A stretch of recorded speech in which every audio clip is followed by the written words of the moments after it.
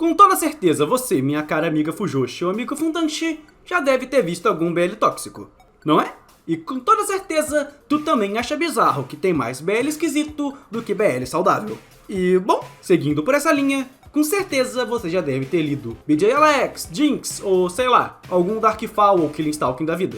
Mas saibam que todas essas obras são recentes, vindas de 2016 pra cá, e se engana você que acha que os BL serem tóxicos é algo atual. Pois não é. E o vídeo de Papato Kiss in the Dark é a prova cabal desse fato. Ou anime bizarro do cacete. Mas enfim, tendo isso em mente, no vídeo de hoje nós iremos falar de um outro anime muito esquisito nessa vibe. Mas podem ficar tranquilos, porque logo logo eu vou começar a trazer coisas boas aqui pro canal. No caso, obras boas pro canal. Muito obrigado, Alec! Mas até lá, recebam no vídeo de hoje o Kaneganai, o BL de leilão. Mas antes de começarmos a falar dessa bomba, eu gostaria de pedir que você deixasse o seu like, se inscrevesse no canal e cogitasse virar um membro para ajudar com o trampo aqui dos vídeos. Além de receber prévias dos vídeos antes do seu lançamento, além do acesso antecipado aos mesmos, assim como o Caneco X e a Fernanda Souza Cavalcante, que se tornaram os primeiros membros aqui do canal. Muitíssimo obrigado, seus fofos! E tendo dito isso, bora pro vídeo!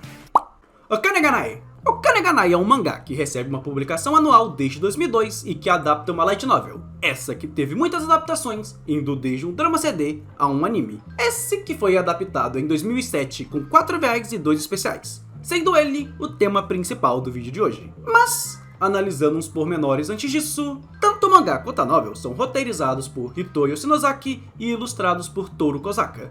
E bizarramente, o mangá tem umas hastes de capas lindas de morrer e também possui uma quadrinização muito pica. Tipo, eu até fiquei chocado quando vi isso aqui pela primeira vez. Porra! Não é todo BL que tem essa qualidade aqui não.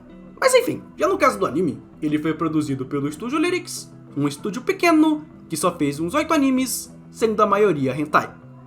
E isso já não me deixa com muita expectativa sobre a qualidade disso aqui. Porra!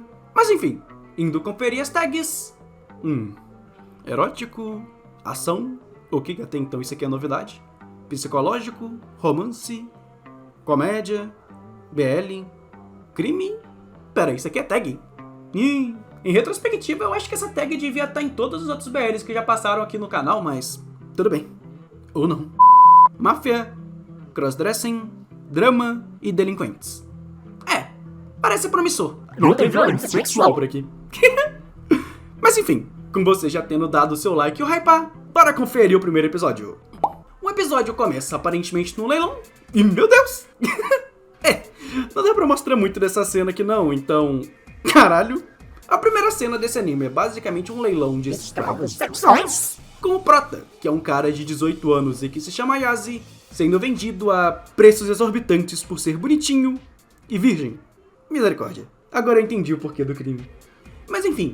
Nisso tem uma cena de um monte de nego dando os lances, que se iniciaram em 50 milhões de ienes.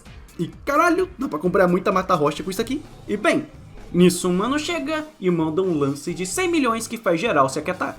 Mas no último segundo, com o juiz já indo bater o martelo, chega esse maluco aqui farmando aura, abrindo uma mala e jogando 120 milhões de dinheiro, falando que compraria o moleque com aquele lance. E porra, eu nem imagino o trampo que foi pra sacar tudo isso aí. Se bem que tudo isso aqui parece ser ilegal, então... né? Anyway, depois disso rola uma ceninha que mostra que aparentemente há alguns anos esse cara havia sido salvo pelo prota quando ele tinha perdido tudo e estava jogado na sarjeta. E ok, maneiro, ele tá devolvendo o favor, ele parece ser um cara legal. E meu Deus, pera, ele tentou beijar o protagonista desacordado. Gente, será que esse mano aqui é o melhor das dois? Não faça isso. Enfim, ele não chega a fazer nada porque o protagonista acorda e pelo visto ele estava bem confuso devido ao fato dele ter sido dopado. Onde que pelo que entendemos, diferentemente do Kanou, esse grandão, o protagonista Ayase não se lembrava de nada. Coisa que deixa o Kanou meio irritado, mas aqui a gente vê que o Ayase só tinha entendido que ele tinha sido sequestrado e que o Kanou tinha o salvo. Mas com ele se lembrando do ocorrido, ele se levanta subitamente, mas cai por ainda estar fraco. E misericórdia, saca só a lapa de mão da moléstia desse cara? Que porra é essa? Caralho, ainda bem que esse cara não é urologista. Porra, imagina levar um exame de próstata desse cara. Enfim, nisso o prota fala que quando ele tinha sido sequestrado, seu primo foi levado junto e que tinha a possibilidade dele também estar preso no leilão. Mas, momento plot twist, o Kanao se revela como sendo um agiota da Yakuza e tranquiliza o Ayase falando que o primo dele havia roubado 3 milhões e que tinha tentado fugir.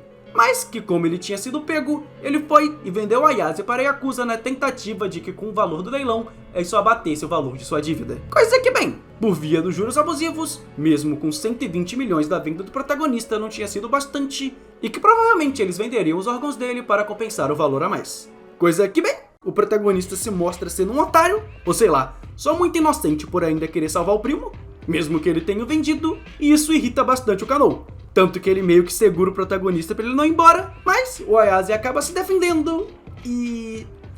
agora sim devia ter a tag de abuso sexual, porque com o Ayase naquela situação se rebelando, o Kanao vai e estuda o Ayase para mostrar pra ele quem é que mandava. E também para mostrar que naquela situação atual, onde ele tinha sido vendido, ele não passava de um objeto pra Yakuza e... Puta que pariu, essa cena é nojenta pra caralho. Ainda mais porque, internamente, o Kanao tava com todo um discurso de caralho, que droga, por que eu tô fazendo isso? Eu não queria ajudar o Ayase, eu amo esse cara. Mostrando que, tipo, ele realmente amava o cara e que nunca soube se expressar, com ele já tentando ir falar com ele antes, depois dele ter sido salvo e tudo mais, e piriri pororó. Só que, tipo, parece muito mais que a história tá querendo justificar esse crime doentio como sendo só um ato de amor da parte dele. E, cara, puta que pariu, as proporções dessa merda me incomodam pra caramba. Só deixa tudo ainda mais bizarro. Que nojo. Mas enfim, depois desse show de horrores, a gente só vê uma cena do Ayase todo encolhido e cheio de hematomas deitado sobre a cama, implorando pro cara pelo menos deixar ele embora pra ele conseguir ajudar o primo.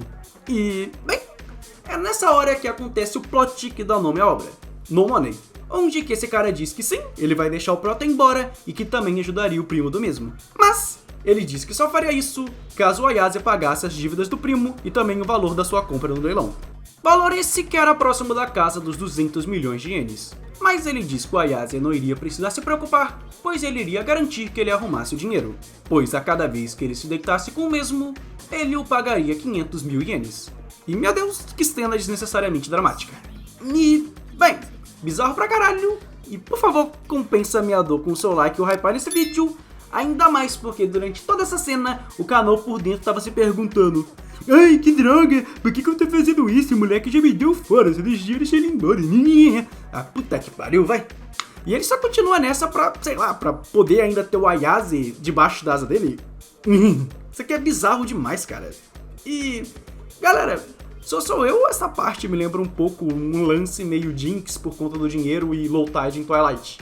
Tipo, com o cara fugindo da máfia e a dívida caindo pra cima do prota. Sei lá, pelo menos na minha cabeça eu achei parecido. Enfim, nisso a cena corta pro Kanao indo no trabalho, onde que aparece essa personagem, ou esse, que eu creio que seja uma drag queen pelo contexto das cenas e ainda mais por ele se referir como otaku. Pera, então é por causa dele que vem a tag de crossdressing, faz mais sentido agora. Mas bem, no meio disso, pelo menos no ambiente de trabalho do Kanao, é que onde pra mim ocorrem as melhores cenas desse mangá, que é com ele se mostrando a pessoa mais sem tato social do mundo, fazendo umas perguntas extremamente específicas e óbvias. E sim, esse é o tipo de coisa que eu acho engraçado. Ainda mais porque todo mundo ali é tão desumano que o personagem do Kaoru acaba sendo a única pessoa sensata por ali. Ainda mais com o Kanao estando assim por dentro. Oh, por que será que o Ayase não acredita ou confia em mim? Tipo, ele acordou do nada na minha casa e não acreditou quando que eu falei que o primo dele tinha o traído. Tá ligado? Porra, ninguém quer acreditar numa parada assim. Ainda mais com um cara com uma aura tão obscura quanto a dele. Ainda bem que o Kaoru fala pra ele que era senso comum de se confiar na família nesses casos. Porque, porra... Enfim, nisso ele volta pra casa e se encontra com o Ayase bebendo água. Mas naquele momento o Ayase tava tão aterrorizado e traumatizado com o Kanao que só de ouvir a voz dele ele se assusta e sem querer quebra um copo. Coisa que novamente deixa ele com o cu na mão e ele tenta rapidamente se limpar, mas acaba cortando a mão sem querer. Coisa que, bom, o Kanao só pensa que o moleque odiava e tinha tanto medo dele que conversar seria impossível e ele cogita só pular em cima dele e o possuir de novo. Mas esse animal acaba se contendo e percebe que o Ayase estava queimando na febre. Coisa que faz ele mandar o moleque pro quarto e ele começa a procurar remédios, mas isso aqui só serve pra gerar uma cena esquisita pra caramba, onde que o protagonista começa a simpatizar com o Kanao, quando ele faz um mingauzinho pra ele não ter que tomar o remédio de barriga vazia. E... Caralho! Porra, tipo, tudo bem que explica que o protagonista viveu sozinho, que ele era órfão, mas... Caralho! Isso aqui é o suficiente pra criar empatia, forçar a barra demais, você não acha não? Ainda mais porque, tipo, os abusos não tinham acontecido algumas horas atrás. E pior que assim, isso tudo acaba escalonando numa cena com o cara acaba consolando o Prota depois dele finalmente notar que o primo vendeu. Puta que pariu, velho. Isso aqui não dá não. E nisso o episódio só do nada segue com o Kano finalmente decidindo levar o Prota até o primo pra acabar com o episódio. Do nada. Eu mereço. E, cara, que primeiro episódio de merda. Tipo, nada aqui faz sentido e, acreditem, piora bastante nos próximos episódios, mas vamos comentar umas coisinhas aqui. A animação desse anime é bem medíocre, a atuação de voz do Ayase me irrita e os designs são um cu. Isso sem falar nas proporções, porque tipo, o Kano tem 1,95 e o Ayase é 1,60. Realmente parece. Mas assim, tendo dito isso, aqui por algum motivo nesse anime tem um elenco de peso. Tipo, o seiyuu do Kano é o mesmo cara que faz o Asuma e do Jotaro nos OVAs da parte 3. Coisa que não para aqui, porque o Ayase é feito pelo mesmo cara que fez o Lelouch, o Kuro Sensei, o Joker, a Grell e o King de Nanatsu no Taizai. E cara, assim, também tem um ator de voz de um dos gêmeos que fez o Shinzo, o Puff, o Metal Bat e o Gajo. Fora o ator do Drag, que é o mesmo que faz os três ou o Major e o Zetsu de Naruto. Galera, que elenco! E agora eu sei pra onde é que foi o orçamento do anime. Mas assim, honestamente eu acho que o saldo positivo dessa obra para por aqui. Porque tipo, apesar de ainda ter umas coisinhas legais, como a cena da roleta russa, a da mina sequestrada que tava na mala o tempo todo e uma comédia bem besta, com uns momentos meio pá. Tipo uma que acontece quando o Ayase conhece o Drag e ele chama o Kano de gay, mas ele fica puto e fala que não é. E o Ayase fica tipo, pô, com mó cara de tacho na vibe de caralho, tu comeu meu brioque e ainda fala isso? E a cara do Kaoru nessa cena é impagável. Puta que pariu, é muito bom.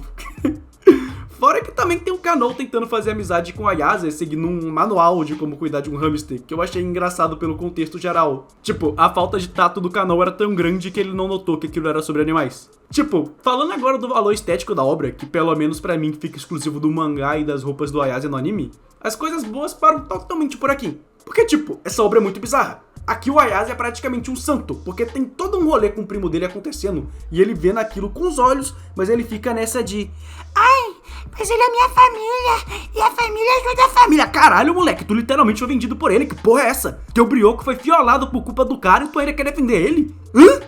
Vai pro caralho, cara. Eu fico puto com uma merda dessa, que personagem unidimensional do cacete. E tipo, aparentemente o Ayase tem um cu de ouro e que escorre mel. Porque não é possível. O tanto de nego que aparece pra sequestrar o Ayase nessa história parece até piada. E no fim de tudo acaba sempre sobrando pro Kano sempre tentar ir resgatar ele, para eles fritarem o bife logo em seguida e o Kano tirar uma mala do cu e fazer uma chuva de dinheiro pra cima do Ayase. Tipo, é só bizarro. Ainda mais porque se a gente parar pra pensar que depois dessa cena da roleta russa, o Kano explica o plano de juros dele, onde que desconsiderando a dívida do primo, praticamente dá a entender que é impossível o Ayase pagar a sua dívida de 120 milhões. Porque tipo, a cada 10 dias de juros era adicionado 13 milhões pra dívida do cara. Ou seja, mesmo se ele desse pro Kano 2 vezes ao dia por um ano inteiro, ele ainda não conseguiria pagar nem metade da dívida. Tipo, esse cara é um monstro na contabilidade. E particularmente, ou sei lá, só seguindo a lógica, eu acho bizarro pra caralho o Ayase ficar chonadinho só porque o cara que abusou dele fez um mingau pra ele comer depois. Tipo, uma merda, cara. Eu fico puto com isso. E também tem aquele arco de treinamento de hamster que o Kano meio que começa a dar um espaço pro Ayase, e aí nisso o Ayase começa a achar que o Kano tá evitando ele. E do nada ele fica mó feliz quando ele volta a ganhar atenção. Cara, honestamente isso aqui é uma porra. Mas enfim, isso aqui é muito triste. E, no geral, infelizmente, isso aqui é Okaneganai, um BL lixo com síndrome de Estocolmo. Yay! Que merda. E o pior de tudo é saber que em comparação a outras obras que eu já trouxe aqui no canal, apesar de ter sido a que mais me deixou indignado, ela foi a menos pior. Mas, foi isso. Esse foi o vídeo, galerinha. Mas antes de saírem, siga o procedimento padrão com seu like, comentário, inscrição e, se possível, considere virar um membro para ajudar o canal e receber benefícios exclusivos. E, tendo dito isso, eu sou o Fux e... tchau!